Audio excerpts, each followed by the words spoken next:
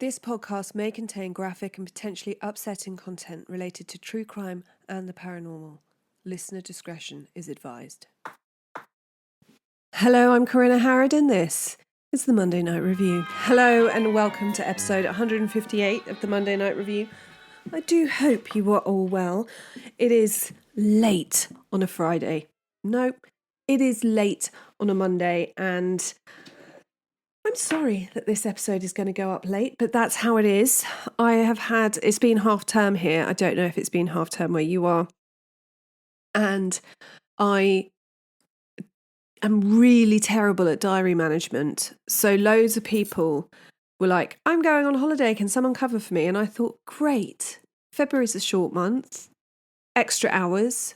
So I said yes to everything and then realised that the reason they were off was because it was half term. So I have worked until my little body is very upset. And so I knew what episode I wanted to do, but I'm never content just doing one off the cuff because I really want to get all the info as right as possible. And this one is super easy to get it as right as possible because you can watch this incredible badass doing interviews. But if you can hear weird noises in the background, it is Pod Dog 4. He cannot be more than about 5 feet apart from me at a time, and he is now cuddled up in a bed in my office, currently licking his feet. What is it with dogs and the licking that starts as soon as you need some silence? I love to have a book or TV or something recommendation, and actually I thought I didn't have one, but Simon in the Discord, if you are a member of the Patreon, you can join the Discord chat where it's going to be updates in any cases or ideas or book recommendations and things like that. So, and I'd completely forgotten. I thought I'd never watched Uncanny with Danny Robbins, but I had. I'd watched the whole of the first series, and there's a new series out. So if weird stuff is your jam, then Uncanny by Danny Robbins is great. It's a really good one if you like to hear from people who have actually experienced things.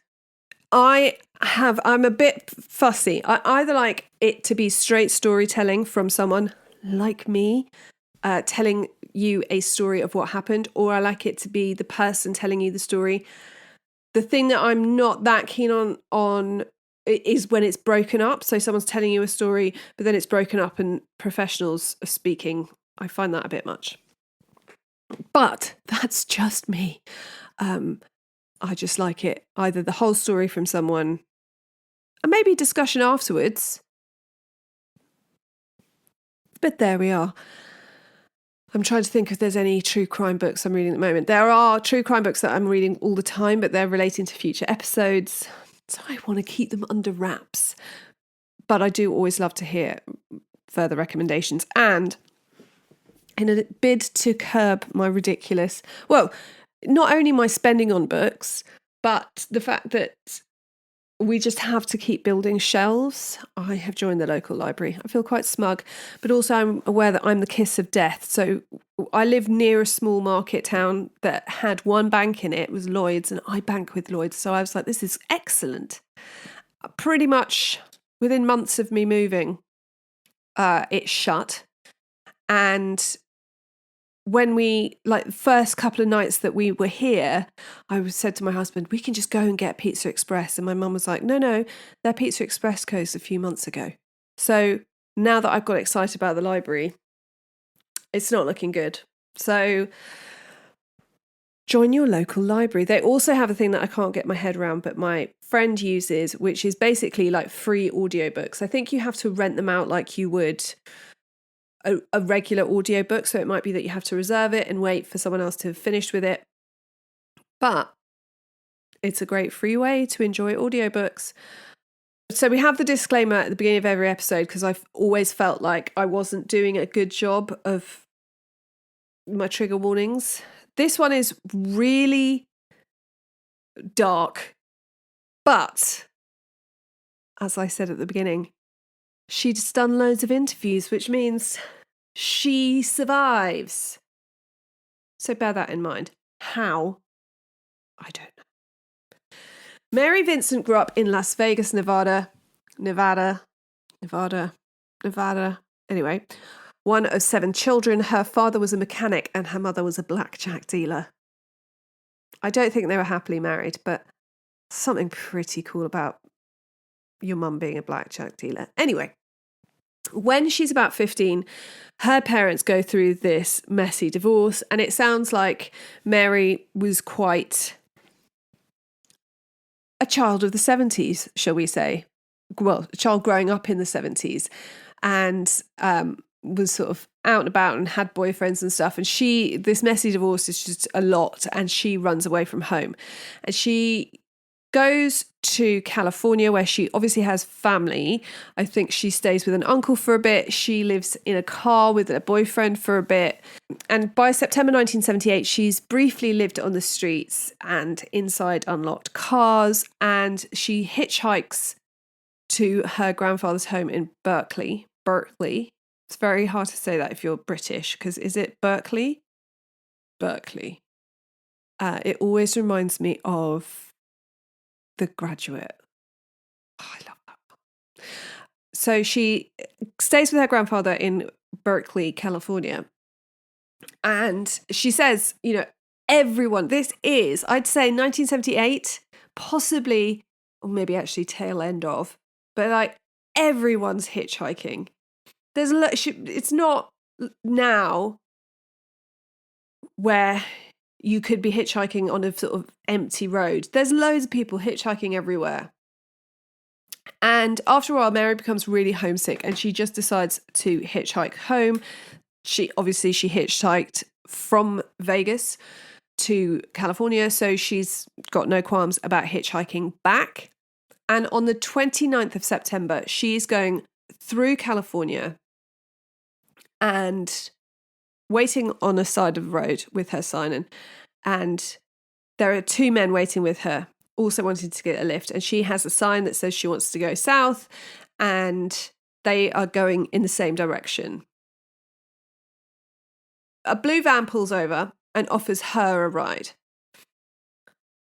The man says, "I've only got room for one."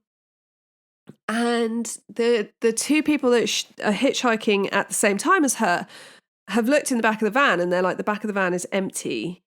This is dodgy. Don't get in the van. It's not safe. You shouldn't get in the van. But she herself says she was so desperate to get home. It was all she could think about. And so she gets in the van, and she's really tired, and he, quote, seemed like a grandfather figure. And she's confident. Who doesn't? I mean, I look back at my 15-year-old self, like the confidence of some, not all 15-year-old girls is like they're invincible. So they start driving south, as they should. Everything's fine. And Mary relaxes enough to fall asleep. When she wakes up, they're in the middle of nowhere, going in the wrong direction. And she tells him immediately, "We're going in the wrong direction. What are you doing? You need to turn around now." And he says, "I wasn't trying anything dodgy. I'm lost. I don't know what's going on." And so he says, "Look, I need to turn around, but I need the bathroom. So I'm going to pull over." And she's ruffled. So he gets out of the car to go to the loo. She looks down and she's thinking, something's up. If something's up, I can outrun this guy. She was a dancer back in Vegas, not a dancer. She did the dance classes. In Vegas, she's fit, she's healthy, she's 15, and he's like a grandfather figure. He's unhealthy, he's fat. So she's like, I can outrun this dude. It doesn't matter. But she sees her shoelaces untied. And so she thinks, I need to tie up my shoelace. If I'm going to outrun this weird guy, then I don't want to trip over my shoelace. So she's hitchhiked around California, Nevada. She's lived in cars. She's tough. She's confident. She gets out of the car to tie up her shoelace, and bang, everything goes black. Mary Vincent's been hit on the back of the head with a sledgehammer. But here's the bit where it gets quite dark. From here on in, it's pretty dark. When she regains consciousness, her attacker has tied her up in the back of his van and is violently raping her, which he continues to do all throughout the night, at least 6 times, and then he'll move the car a bit, and then he carries on. And it was very poignant that in an episode of I Survived, Mary says, quote, "I just wanted to die. It was the worst feeling ever." This assault just goes on all night, and she's crying, and he's violent, and she's bleeding, and the whole thing is horrendous. And she sees the sun come up. She's naked, she's bleeding, she's in the middle of nowhere. It must have felt like this is the worst thing.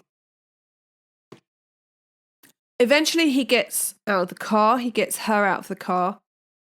She's naked, she's bleeding, and she keeps saying to him, "Just set me free. I promise I won't tell anyone. Just set me free. I'm not going to tell anyone." And eventually he looks at her and he says, "You want to be set free? I'll set you free." And he pulls out a hatchet from his toolbox.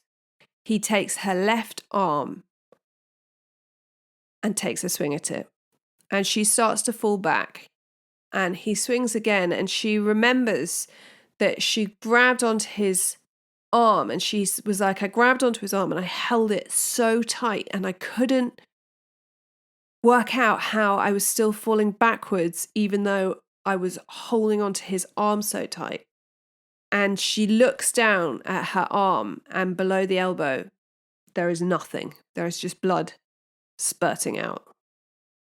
She says, quote, "I felt all the pain, the sharpness, and the hot flowing out of me with my blood. I felt everything." Her left arm has been severed below the elbow. He then takes her right arm, and she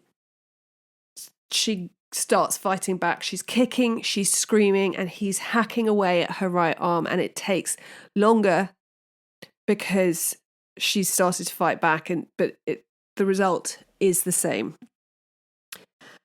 She's lying on the floor, naked, bleeding. Both her arms have been severed. And she can see him quite far away from her, flicking his arm, and she can't work out what he's doing. And then eventually she sees that her left hand that she had been holding onto him with so tight is still attached to his wrist. And he's trying to flick it off, which he eventually does. Mary lies still. And the man, assuming she's dead or nearly dead, which you would assume,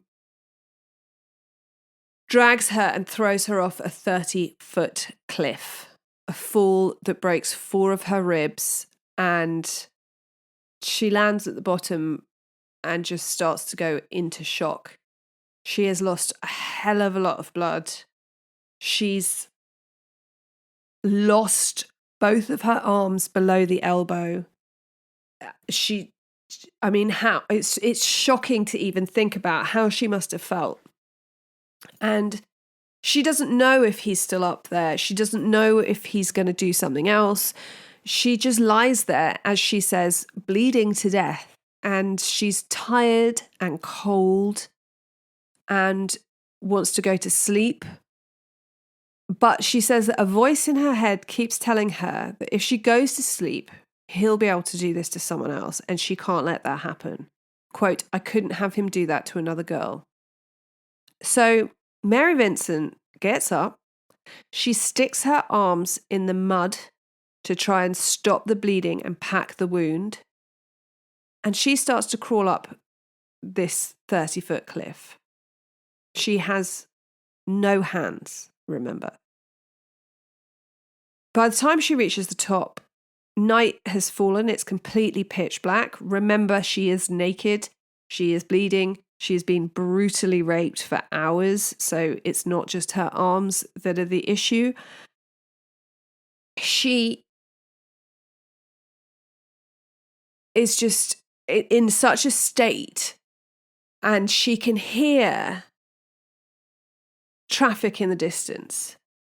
So she just thinks, right, I've just got to walk, follow the sound of the traffic. And she walks for miles. She walks for miles throughout the night. And she gets to a road, and the sun comes up, and a red convertible drives past her with two guys in it. And she says, help me, help me. And they look at her and they drive off. And she says to herself, quote, I look like something from a Fright Night movie. She doesn't seem bitter. And I wonder if those guys have seen interviews with her, or, I mean, the thing about the internet now is if you saw that and you didn't stop, you'd be like, is there anything in the news about an attack? Or is there like anything about a film being filmed? Like, what's going on? Whereas in 78, I guess you'd keep looking in the papers. But I wonder if those guys were like, oh my God. I mean, would you feel terrible? Would you feel like you've escaped something? I mean, anyway, she's just, these people have just driven off. She's got this far, but she was like, I just felt like she was going to die there out in the middle of the road. And she just keeps walking down the center of the road. And then a vehicle comes. And the next vehicle to come along is a truck driven by some newlyweds on the way to their honeymoon, and they have got lost. What are the chances? And they stop and they lift her into the back of the truck and they say, don't worry, I'm going to get you help. Don't you worry. And they speed. They drive really fast. And like she says, the truck was really old, but I could hear from where I was lying in the back that they were gunning it. And they get to a phone and they call the paramedics, and the paramedics send an air ambulance to get her to hospital. Mary Vincent lost half the blood in her body, and the remaining blood got so toxic that her whole system was ravished, but somehow she survived. And she says it must have just been this will to live that had stopped. I mean, as soon as she can speak to the police, she helps them put together a composite sketch and description of the guy that attacked her instead of sleeping. So literally, there's not a whole lot they could do. I guess they're giving her blood transfusions. They are sorting out her wounds. But she is staying awake so that she can talk to the police, so she can give them this sketch. And in only 10 days after she's taken to hospital, Mary's attacker is found and identified. 51-year-old Lawrence Singleton. But Mary isn't done. She goes to testify against him in court. And I don't know what it's like in courts now. I would like to think that there is a better understanding of keeping witnesses far away from their alleged attackers. But he is just a few feet away from her in the witness stand. And she's there, and when she finishes testifying, she has to leave the courthouse. She has to pass right next to him. And he says under his breath, quote, if it's the last thing I do, I will finish the job. And obviously she is horrified, and further horrified when Larry Singleton is convicted of rape and attempted murder and given 14 years in prison. The presiding judge said, quote, if I had the power, I would send him to prison for the rest of his natural life.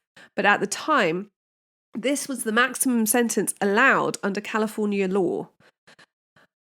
I don't understand the difference between attempted murder and murder. I don't understand. He must have been really, I would like to know how, he must have been so shocked when either the police turned up to arrest him and he worked out that she'd survived, or when he read in a paper that you've hacked off a woman's arms and left her bleeding and naked down a 30-foot cliff that you've pushed her down. You've thrown her off this 30-foot cliff. That could kill a lot of people on its own. And here she is. She's found you. And I just think he must have been so shocked. But let's not celebrate failure. I'm all for celebrating failure in loads of different ways. But let's not celebrate the failure of attempted murder, especially in this circumstance where there's no doubt that he expected her to die. It wasn't attempted murder in a fit of rage between two people who, it wasn't a crime of passion. I find it very hard to find any excuse for attempted murder, but, there is absolutely no doubt what his intention was. But anyway, Lawrence Singleton is paroled for good behaviour in 1987, just 8 years and 4 months of his sentence served, and he has at no point admitted guilt or shown remorse. I believe he tried to sue Mary Vincent for a wrongful kidnapping thing. Totally bizarre. Donald Stahl, the Stanislaus County prosecutor at Singleton's trial, said, quote, "I think if anything, he's worse now. He has not taken responsibility. He lives in a bizarre fantasy land and acquits himself each day. He doesn't accept his guilt and he won't resolve never to do it again."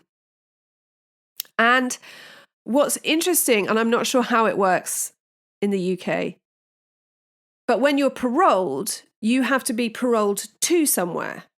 And nowhere would have Lawrence Singleton. So I believe they tried to parole him to Tampa, Florida, where he was originally from. They refused to have him. Anywhere that found that they were on the list of, well, we're going to parole him here, they would have uprisings, riots. At one point, they had like 500 people protesting against him being sent. So he's paroled to Contra Costa County, California, and he has to live in a trailer on the grounds of San Quentin prison until his parole ended a year later. Imagine being that much of a dick. And all murderers are dicks, but you've been done for attempted murder, horrible attempted murder. But your whole thing is just such an asshole that no one will have you, and the only option is for you to be on a trailer in the prison grounds. Now, Mary is understandably traumatized by his threat to hunt her down. I mean, 8 years is hardly anything. And she employs a friend of hers to be her bodyguard. It must have been very difficult to get your life back on track anyway. But to get your life back on track, knowing that the person who has done these unspeakable things to you is getting out, but also getting out after 8 years. I mean, awful. So she's traumatized, and it's not going to be the last time that she sees him, because what he has underestimated is the fact that Mary Vincent is just a no bullshit badass. Lawrence Singleton returns to his native Florida, where he gets arrested for theft and other petty crimes, and continues to be unpleasant, I believe, in general. And then in 1997, so he's arrested, so let's say he gets out in 87. In 1997, 10 years later, police are called to a home where Lawrence Singleton is attacking a woman. And a neighbour has heard the screaming and has called the police. And when the police arrive, he opens the door, he's covered in blood, and he says, "Oh, we were just having an argument, but it's over now." And they push the door open and they find the body of Roxanne Hayes lying on the floor behind him, and she has been stabbed multiple times in the upper torso. And he says something stupid like, they framed me for the last one, but I did this one. Or, I mean, he just seems so unpleasant. Throughout his entire being is just vile. And this death could have been prevented had there been the ability to properly sentence him in the first place. But Mary Vincent's not done, and she travels to Tampa for his trial and retells her entire story and her testimony. And during her testimony, she retells her whole ordeal and the effect it's had on her, and the lasting effect it's had on her. And this time, Larry Singleton is sentenced to death. Now, he doesn't receive the death penalty. He dies of cancer on death row in 2001.